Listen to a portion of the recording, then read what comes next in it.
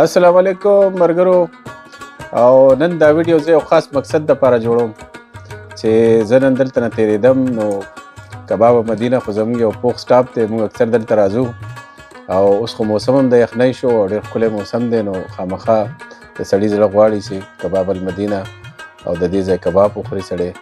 خو نن پکې لږ غونتې مونږ څه بدل سچویشن وکتو چې ماشاءالله مونږ لکه بالکل د کلي هغه ماحول دلته کې وکتو او حجره دی جوړه کړې ده او ډېر زیات محنت یې کړی دی او بالکل لکه ډېر ترې متاثره شو او هغه کټ نه والې تر کپ او هر یو شی پورې لکه زموږ خپل چې کوم کلچر دی نو هغه مونږ وکتو دلته کې.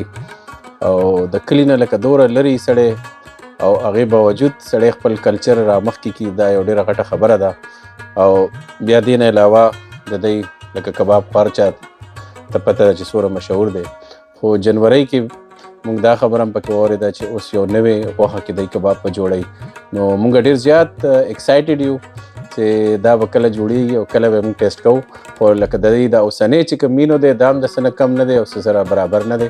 ماشاءالله ډېر ښه دی، مونږ ته ډېر متاثره یو، زموږ ملګري ډېر خوښوي، زموږ ایون چې فیملیان یې دا ډېر خوښوي. او بس زموږ خو دا ریکمنډیشن دی ټولو ته چې خامخا لکه چا نه ټرای کړی نو یو ځل یې خامخا وګوري او بس خوشحاله آباد اوسئ. زنده باد.